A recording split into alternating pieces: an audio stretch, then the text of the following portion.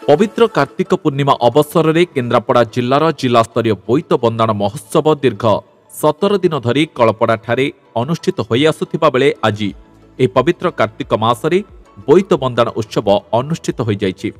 कार्तिक पूर्णिमा प्रत्येक हिंदू मानक निमंते उत्सव पालनर शुभ अवसर। यहाँ देव दीपावली भावे मध्य पालन करा जाए। एही दिन भगवान शिव त्रिपुरासुर को बद्ध करथिले। पृथ्वीवासी समेत देवता एही पराक्रमी दानव कबलरू मुक्ति करथिले। तेणु एही दिन प्रत्येक हिंदू शिव मंदिर रे ठाकुर पूजन सांगकु दीप जली आशीष मागी थांती।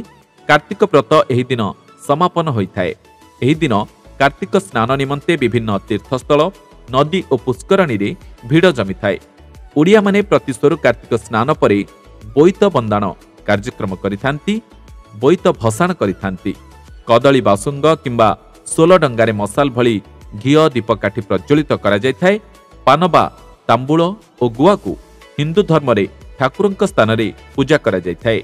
एहाकु भसाई देले मानसिक पूरण होई थाए बोली विश्वास रहिछि एवं पूर्व पुरुषरु ओडिया साधव बा वैश्य माने भारत और पड़ोशी देश तथा जाभा सुमात्रा प्रभृति दक्षिण पूर्व देश मानकु यात्रा करुथिले।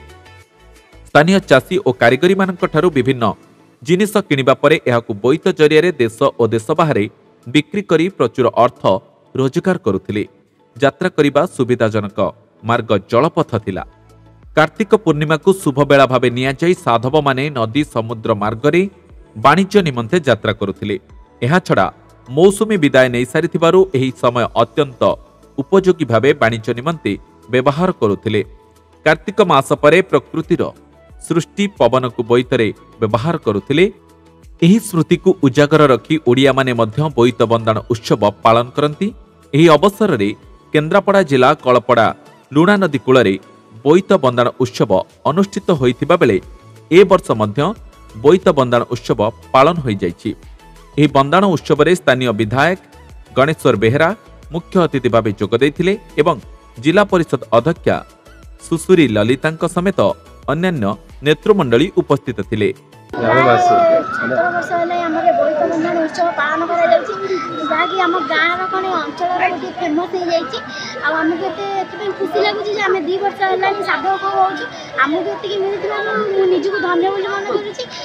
तो 2 वर्ष ना हो जहाँकि साधु पुओ मैंने जी वाणिज्य करने से निजर टंका पैसा सुना हीरा धरिकी आसिक तो ये आमको खुशी लगे। केन्द्रापड़ा जिला बोईत बंदाण उत्सव एक क्षुद्र अनुष्ठान आरंभ हो वर्तमान आज दिन में आपण मैंने निजे देखुंट कौन भाव में जनसमागम होकि केन्द्रापड़ार गणपर्व भाव में परिणत हो।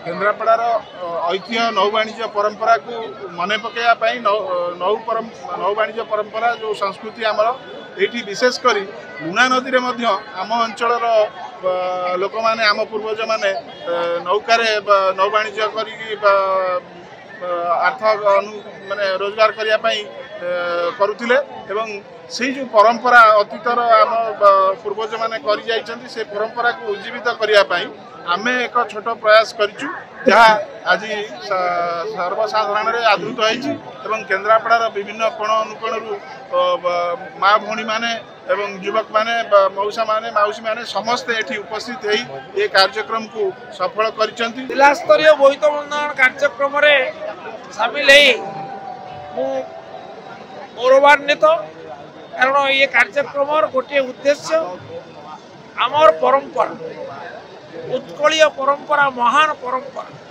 एवं आमर पूर्वसूरी माने बोईत मलाई देशांतर दायी जेपरी साहसिकतार परिचय देइथिले ताको स्मरण करबा होउची आज दिवसर तात्पर्य। आज हूँ पवित्र मासर शेष दिन कार्तिक मासर शेष दिन एवं ये पवित्र मासरे शेष दिन रे भगवान विष्णु भगवान जगन्नाथ आज राजा राजेश्वर वेश भूषित हो भक्त मान को आशीर्वाद करते। तेणु ये दिन आमर पवित्रता दृष्टि आम समस्त गोटे स्मरणीय दिन। केन्द्रापड़ा मार्साघाईरू कमलोचन सामल का रिपोर्ट ओडिशा हालचाल।